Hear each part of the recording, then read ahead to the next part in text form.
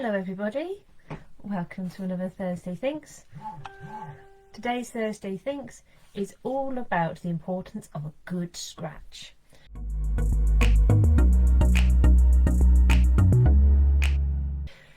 So hello everybody, welcome to another Thursday Thinks. I'm Marianne and I'm the creator of Naturilla, which is a source of information to help you to heal your horse, mind, body and soul. Naturally. And to those of you who are returning, hello, I've missed you. Hope you've all had a good week. So, I've only just come up with this subject, which is why I've only just put the event up. Now, I do a Thursday Things every Thursday on the Facebook page, and that is then also transmitted into the Facebook group, and it's also live on Instagram. But sometimes I don't have the inspiration for a subject until last minute, and I've only had this idea for the last half an hour. So, now the inspiration behind this one is actually from a combination of spring and Egypt. So I have a herd of 5 horses. Well, I have 3 horses, 1 pony and a miniature Shetland. Now the miniature Shetland is spring and Egypt is one of the horses. Now, she was the inspiration because I walked up to her and was like, "Hi my lovely, how you doing?" And she's like, "Scratch me." I was like, "Oh, okay." Becoming a theme with her. It's actually a theme with my entire herd, and that's my own doing, and I know it and I love it. So the importance of a good scratch, it's a very good relationship builder for you and your horse.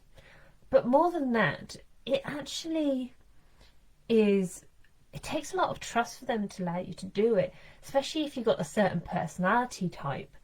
So if you've got somebody like Little Spring, when she first arrived, she wouldn't tell you and she wouldn't engage and anything like that about a scratch. You could be scratching and she'd be like, "What are you doing? What are you doing?" It's like, "Oh, okay." Now, I was used to by then scratching the youngsters and everything, so I was like, "Oh, you're not engaging with me. Okay, we will fix that, it'll be fine." And the Major, I've had him for years, like eight years now. And I've only been scratching him properly within the past, like, 2, 3. So it's something that I've developed, whereas youngsters, because I've had them since they were 1 and 6 months old, and this I mean Pagan and Egypt, they're a lot more into scratches. And it's really, really interesting to see the difference between my older horses and my younger horses, and my extroverted horse versus my introverted horses, and my confident horses versus my unconfident horses. They've all got their own thoughts, feelings and opinions about scratching. And I've only just really sort of engaged with it because I do certain things differently depending on which horses I've got in front of me. So if I take Little Spring as my first example, as I said, when I first had her, it was a case of, "I don't know what you're doing, I don't know what you're after, and it's a little bit weird, stop it." Whereas now, I call her Pocahontas because you'll be poo picking or, just enjoying life on the yard, and suddenly you have this little nose sort of twitching at you going, "Scratch me." Like, "Scratch me, scratch me." You're like, "Whoa, whoa." Because it's a very odd sensation when you're not paying attention to have this little nose ruffling up your leg. You're like, "Whoa, where'd that come from?" Because she's after a scratch. So she's learned to ask for it because she knows it's a good thing.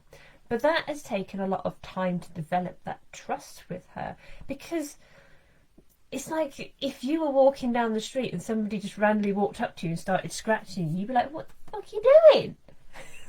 Don't touch me, what is wrong with you?"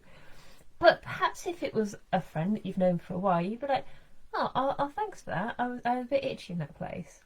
Whereas if it's someone like your mum or dad, you'd be like, "Mum, I can't reach, can you just grab that bit for me there, it's really itchy, just get it for me, yeah, down a bit, up a bit." You'd be really, really engaged with them because you've got that relationship. And it's not any real different with your horses. If some horses that you meet, you might be able to walk up to them and go, "Do you want to scratch? Can I just grab that stretch?" Or you'd be like, yes. But other horses might be totally different. And it depends on their background, depends on their personality, and depends on how they engage with people, I feel, anyway. So if I move on to the one that showcases this the most is Midnight. Now, Midnight, if you've been with me for a while, you know that she's an unconfident introvert, which means that her default position is to go inside herself and panic internally. So it's not external, it's not big, it's not explosive. Some people will just think that she's gone asleep, but she hasn't, because inside she's going, oh my god, what do I do, what do I do, I don't like it, I don't. And she really, really doesn't look like she's in if you're looking in her eyes. So when we first got her, you looked at her and she'd be like, I'm not here. And you'd be touching her, she'd like, oh, okay, I'm not here. Do what you like, just don't expect me to engage. And it's been actually a real mission to get her involved and connected. So it's been a real trial and error with her. So we just started off doing the it's more of a giving situation. You're showing that you're willing to give without receiving anything in return, which to me shows that you want that relationship, that you're willing to do what you need to build that relationship with them. And that was exactly what she needed.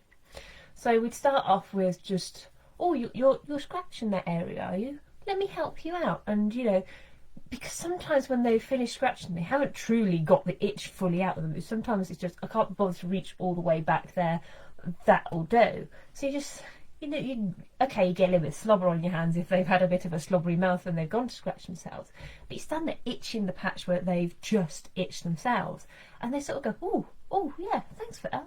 Thanks for that. Sort of like it would be in my example of your friend coming up to you going, oh, you look like you're having a bit of issue. Can I help you with that?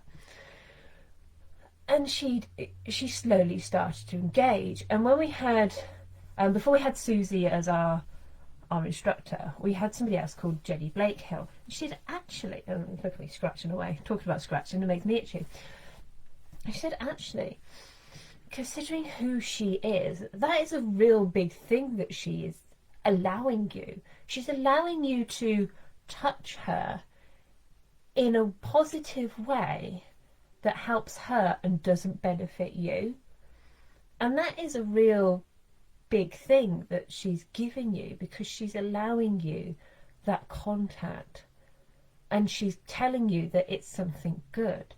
If she wasn't engaging with you, you'd know that it wasn't achieving what you'd hoped.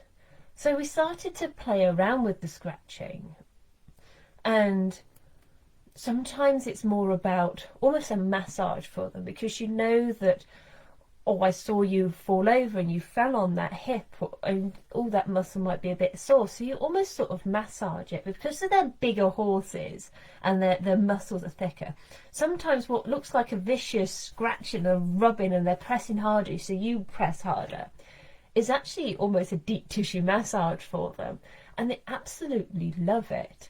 And I found that it actually helps the horse's muscles to heal better. And because you've helped them in a way that benefits them, and they can see that you scratching them and you listening to them telling you exactly where they want it, exactly how they want it, that improves the relationship, the bond with them, because they know that you are there to help rather than constantly ask things of them. You know, some say people that only have their horses on a yard, and the only interaction is when they come, brush them, ride them, pop them back, and then, all right, see you tomorrow. And whilst there's nothing wrong with that, if that is the only way that you are able to do things, if you're able to create more of a bond with your horse, get more of a connection, more of an understanding together, it truly improves the relationship and has absolutely changed how I interact with my horses, and allows me to see the different personalities I've got, different things that they have going on at any one time. For example, if I walk up to Midnight and she doesn't want to scratch and she tells me off, I know that something has gone wrong and something has happened, and I need to figure out whether it's something that I've done before I've come to her, or whether something has actually happened in the field that I probably need to be aware of. So I can think back and go, right, I don't think I've done anything wrong, something must have happened in the field. And you can go for, and I go for a walk and go, oh, that tree's fallen down, or oh, that bit of electric's gone down. I wonder if she's got caught of it or zapped by it. And sometimes in solving those things and go, oh, I see this tree's down, let me move it off your path, or oh, this electric's down, let me sort it out so it's not clicking on the floor for you. That can actually solve a lot of issues as well. And again, it improves the relationship, which does things for the horse's mind, because it causes them to engage with you more and tell you that something's wrong. And so that's something that we've lost in our interaction with our horses sometimes. We're too busy telling them what we want and telling them what we don't want. But sometimes we don't hear or see or truly listen when they say something is wrong and I don't appreciate that, I don't like that. And that's where some things can go drastically wrong, say out on the roads, or when you're going trekking, or just out for a simple hike, because you've missed all the little signs, or your horses have learned that you don't listen to the small things, you only listen if they go big. Like if you're talking to somebody and you're telling them, oh, I don't like it when you do that, I don't like it when you do that, and that person isn't listening to you, you get louder, don't you? You go, I don't like it when you do that, until you're physically shouting in their face, I don't like it when you do it. And it's only then that they listen. Then you almost sort of learn the behaviour of when you want to tell them something, that you shout at them, because that's the only way they seem to listen. And it's the same with our horses. If we don't listen to the small things, no wonder they go big. No wonder they end up biting us. No wonder they end up kicking us. Or they chuck you on the floor and go, I'm off, bye. Because if you don't listen, then it doesn't create that relationship, that trust. So if you think about it, really, a simple scratch, just a couple of minutes listening to your horse going, oh, not there, I need you to go further back, I need you to go further forward, down a bit, up a bit. And even if you don't get it right, and they're constantly telling you that it's not entirely there, the fact that you're trying makes all the difference. For example, if we go back to Midnight, when I'm scratching her, I put an arm up right by the side of her face. And whilst some of you might be going, oh my God, what are you doing that for? Well, it's actually not because she's going to return the groom. It's not because of that. She doesn't do that. She learned that quite quickly on, no, people don't like teeth. And we weren't loud about it, just like, oh, that's a bit, don't like that, thank you. And she listened. So now when I put the arm up next to her face, she puts her nose right on my arm. Just like that. Just the end of her nose just goes on my arm, where she can, ooh, yes. And the nose comes out, doesn't it? The front lip protrudes out and go, ooh. And it sits on your arm, and it sort of just vibrates slightly, like, yes, that's it. And it's, the own language. And I'm like, okay, I've got the right spot. spot. And if she goes, oh, I need it further back, she'll sort of move along my arm, sort of like, I need to go further back. I'm like, oh, okay, I'll go further back for you. And I'll scratch further down her body until I find it, until she stops telling me to go back. And then the nose just sits on my arm, just going like that. Like, that's the spot. Well done, Mum. Well done. And, if you do it enough, you can figure out what they're trying to tell you. Whether they move the body up, move the body down, forward, back. You start to learn the signs. And as I say, with Midnight, she wants to put her nose on my arm and tell me physically, go up, go down, go left, go right. And it's such an interesting interaction. She is telling me exactly where she wants me. And it's the same with Egypt. He's learnt as well just to lean forward if he wants me to go further down, or lean back if he wants me to go further up, and just move in and out. He doesn't move his feet, he just leans his body to tell me where he needs to go. And it's something that Pagan is slowly learning, bless her, slowly learning. But she's a bit more louder, and I don't know why, but she physically moves her body, which means that I move a lot further down her body, and it just takes us just that little bit longer for me to find the sweet spot that she's looking for, which unfortunately she does get a little bit frustrated by. But she is in that age gap at the moment where she's a little bit stroppy and things do annoy her just that little bit easier.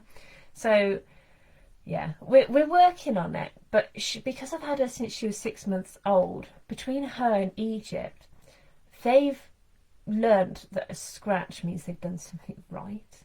So rather than giving them a treat and rather than going, oh, you got it, well done, I actually now give them a scratch as a treat.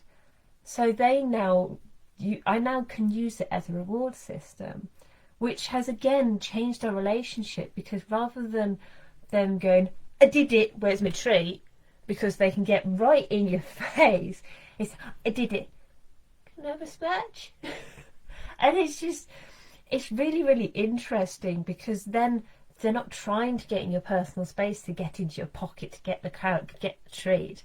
They almost sort of lean back and go, can you come into my space please and do something nice for me, scratch my neck for me? So it's been really, really interesting to see that the youngsters see it as a reward now, because it's what I've taught them since, flying ladybird, since they were really, really little. And the older ones use it more as a relationship confirmation. As I said, if I've got things right with Midnight, she tells me exactly what she needs and where she needs it.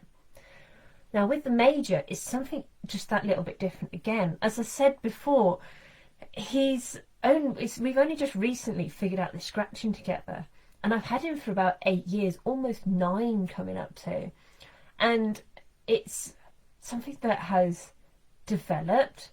Now before I had the youngsters, I didn't think that the Major needed any scratching because it's not something that was in our wheelhouse.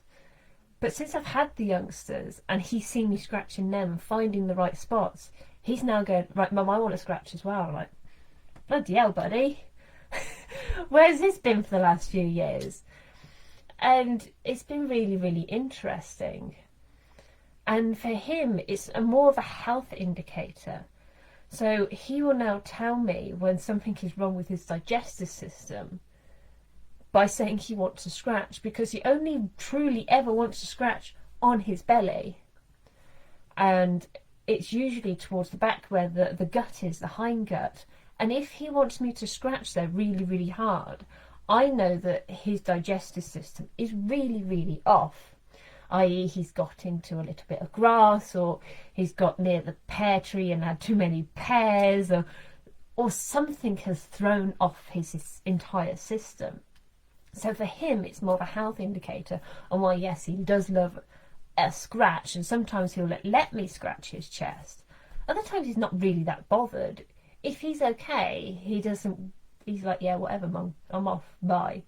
He's like, okay, fine. I'm trying to give you a bit of love, but too bit. So for him, it's a health indicator. The youngsters, it's more of a fuss and a reward, and this is a great thing between us, isn't it? And then Midnight, it's more of a, I'm okay. Do you want me to tell you I'm okay? Because I really am okay, and I think we're okay. So can you give me a scratch just in that place that I can't reach? Thanks. And it has been a true relationship builder. But as I say, it's also something that creates a lot of trust. If you think about it, quite a few of the places our horses want scratching, like on their tummy, between the front legs, on the insides of the thighs, or the back thighs, it's vulnerable areas, and it's places that they can't generally reach. And whilst yes, okay, if you're in the back on the back legs, they can kick out. If you're in between the front legs or on the chest, they could bite you. So they have got a recourse if they didn't feel comfortable.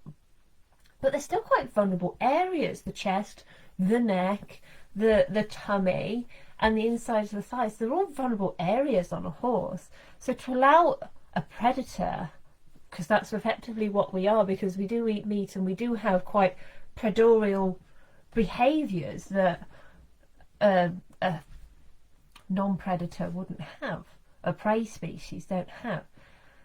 It's quite a lot to ask. There's a lot of trust they're putting in us, not only to allow us to be in that area, but to also be using effectively our claws on them to give them what we feel that they need. And for them to then interact and even ask for you to be in those areas and trust that you're going to do what is best for them, that is a hell of a lot of trust. So it's great for the relationship building, and it's also good for the horse itself. You feel that soul connection with your horse where they know that deep down that you are going to look after them and give them that relief if they got an itch or a scratch that they can't reach. Because, you know, not all horses can reach their own belly or the inside of the top thighs. That takes a lot of bending, and not all horses are that bendy. The Major, for example, while he's very bendy now, he never used to was. And it would have been a very tall order for him to do those bits, especially between the front legs, because that's quite a bend.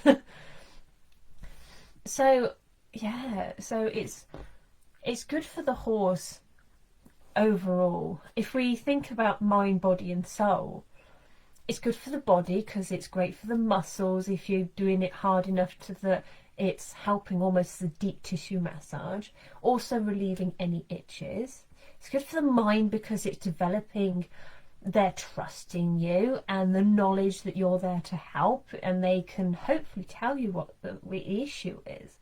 It's good for the soul as well because it creates that bond, embraces that connection, reinforces it, gives it strength, that they know that they're safe with you and that you can give them that, I don't want to say pleasure because it's not that pleasure, but you know, that feeling you get when you got a good scratch, you're like, oh yeah, that's some absolutely amazing feeling for you to be able to give that to your horse, and then not to expect anything, or you're not expecting anything in return. Then the relationship with you changes, which is different for them. You create more of a sense of safety, a sense of their own needs being met, and all they have to do is ask and you're there to give it to them. So if you think about my slogan, help you to heal your horse mind, body and soul naturally, it ticks all those boxes. Just a simple scratch, an itch, just to scratch them, ticks the box for mind, body, soul naturally, because they also groom each other. They also itch each other's itches. They scratch each other. You know, they nibble on each other to resolve any issues that they have or anything like that. So you also then become more part of the herd for them. And why wouldn't you want to be that part of the herd? Because that trust and that the atmosphere of being in a herd is absolutely beautiful. I don't know if you've done it, the art of doing nothing, just going and sitting in your field.